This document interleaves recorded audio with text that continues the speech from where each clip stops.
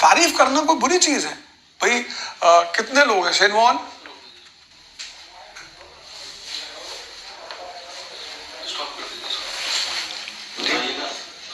आपको मैंने बोला था ना। हाँ, मतलब उल्टा सीधा सवाल नहीं करने के लिए। नहीं तो कुछ वेरी नॉर्मल। सर तो बोलेंगे आप स्टॉप कर दे। नहीं एक बार हम सर से सवाल ही पूछ रहे हैं, इसमें ऐसा क्यों? Sir it's very normal. हमने ऐसा कोई सर ऑब्जेक्शनेबल सवाल पूछा आपसे? मैं आपसे इतना पूछना चाहता हूँ। नहीं हम कैमरा रिवील करेंगे, लेकिन हम सर से पूछा सर हमने कोई ऑब्जेक्शनल सवाल पूछा? अब भैया देखो मैं बोल रहा हूँ जी, पार्टी लाइन डिसाइड करेगी। ये लोग डिसाइड करेंगे कि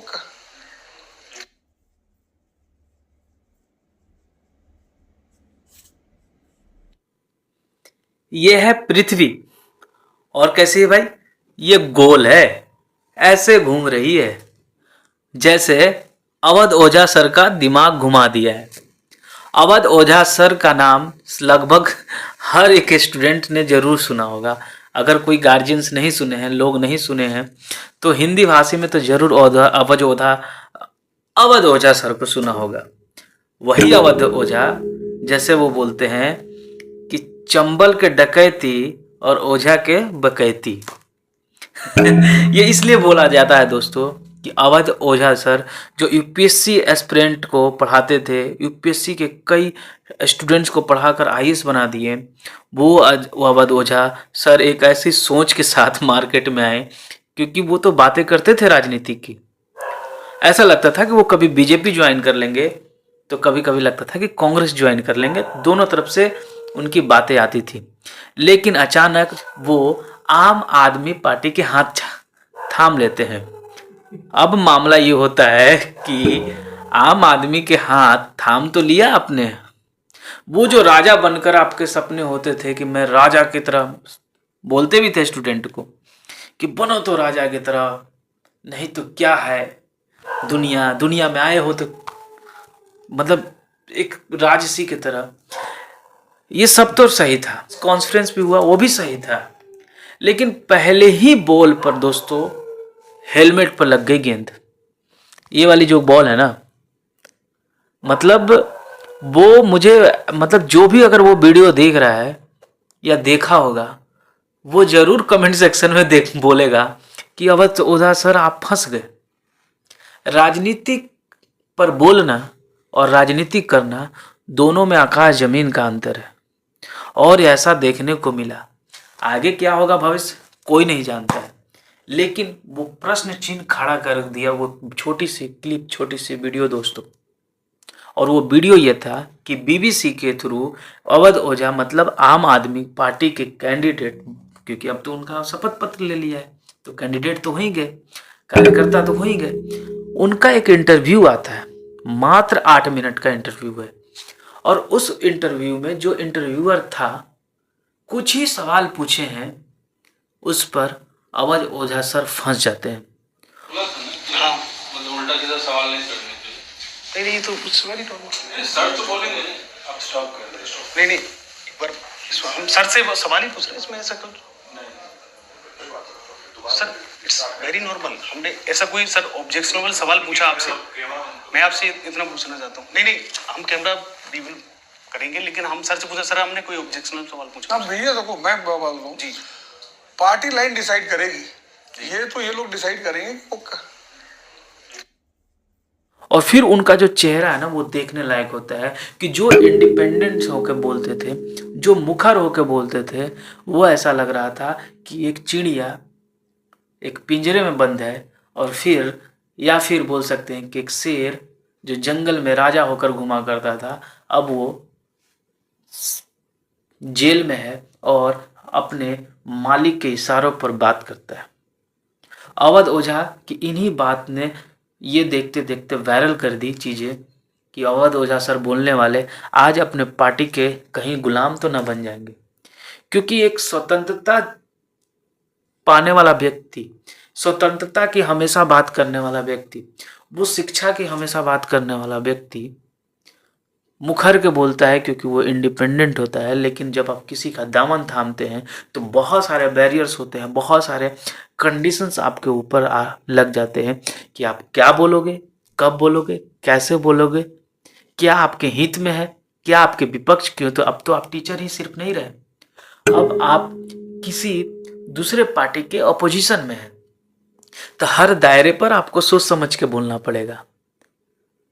बीबीसी के इस इंटरव्यू में बीबीसी के लिए एक अच्छा कार्य ये हुआ कि उसने बिना सोचे समझे उस इंटरव्यू को, जो क्लिप थी, उसको अपलोड कर दिया अपने चैनल पर।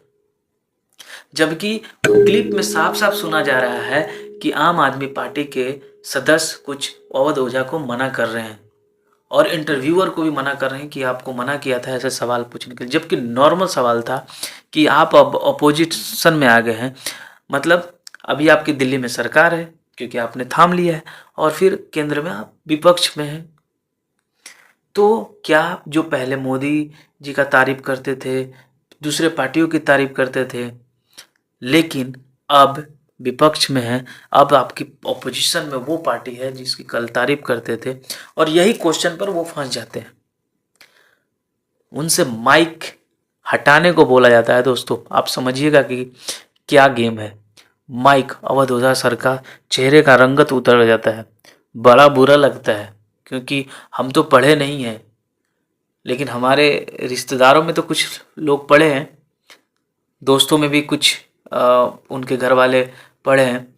खैर हमने भी वीडियो से बहुत कुछ सीखी है, थोड़े से क्लिप ही आ जाए, लेकिन जब आप मुखर होकर इस तरह से बातें करते हैं, अन्य वाले कहीं फंस जाते हैं, तो लगता है कि सर शायद ये चीज़ें आपके लिए नहीं था, आप जो चाहते थे वैसा नहीं है। एक और चीज़ कि जब हम सोचते हैं ना कि ये रास्ता पर जाकर हम ऐसे कर लेंगे, बहुत आपको पता होगा दोस्तों, जब मैच होती है, एक जो खेलने वाला नहीं होता है उसको लगता है कि इस गेंद पर साला छक्का क्यों नहीं मारा, इस गेंद पर चौके क्यों नहीं मारा, और वही बॉलर 150 151 की स्पीड से फेंकता है और फिर लगता है ओह यार ये दौड़ नहीं रहा है, ये मतलब समझ रहे हो, छक्के नहीं मारा, बाउंस मार रहा है, यहाँ से बाउंस जा रहे हैं, छाती पर लग रहे हैं, कभी इधर लग रहे हैं।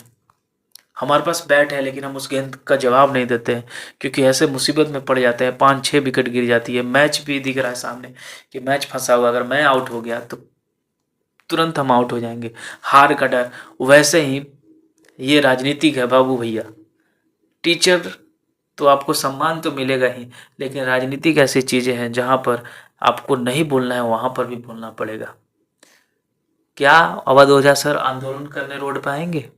क्या अवध ओझा सर उन सब चीज़ों पर भी बोलेंगे जहाँ पर एक अच्छा खासा राजनीतिज्ञ जो होता है, जो शुरू से राजनीति किया है, उसका मुकाबला कर पाएंगे? Teaching line is very different thing. Online अगर क्लास पढ़ा रहे हैं तो बस एक छोटे से रूम में, एक क्लासरूम में आप जो भी बोल दो, लेकिन प्रेस कॉन्फ्रेंस या फिर कहीं भी बोलो वो बहुत अलग हो जाती है। आपके एक शब्द इधर उधर हो गए तो आप पूरा का पूरा आटा गीला हो जाएगी दोस्तों। इसलिए आप कमेंट सेक्शन में आप कमेंट करके बताइए दोस्तों कि अवध ओझा सर ने जो डिसीजन लिया है वो किसी भी पार्टी से ले सकते हैं। मैं ये नहीं बोल रहा हूँ कि वो आम आदमी पार्टी से वो उन्होंने ज्वाइन किया तो वो काम करेंगे। काम करने वाला व्यक्ति रहेगा तो किसी भी पार्टी से ज्वाइन करके काम कर सकते हैं, एक प्लेटफॉर्म चाहिए। बट बात वो नहीं है, जो उनके साथ वो घटना घटा वो खुद भी विचार कर रहे होंगे। उन्होंने डिसीजन तो लिया है, बहुत हार्ड डिसीजन लिया है, इतना इजी नहीं है जितना इजी। आप अगर फेमस हो गए तो इसका मतलब ये नहीं कि सब चीज़ आपके हाथ में है। कल पार्टी आपको टिकट देगी, खड़ा करेगी, लेकिन वहाँ की जनता ये तय करेगी कि आपको जिताना है कि नहीं जिताना है, वोट देना है कि नहीं देना है। क्योंकि आपकी सोच एक टीचिंग स्टाइल में एक गुरु के लिए अलग है, पॉलिटिकल पार्टी में एक अलग है। आप कमेंट सेक्शन में बताइएगा दोस्तों आपको ये वीडियो कैसा लगा। और आप देख रहे थे संतोष वॉइस, तो मिलते हैं फिर नए वीडियो में। तब तक के लिए धन्यवाद। और इस वॉइस को आप आगे बढ़ाइए, ये जिम्मेवारी आपके ऊपर है। बाकी ओझा सर को देखते हैं कितने दिन तक ये बैटिंग करते हैं, या फिर दोस्तों टाटा बाय बाय, धन्यवाद।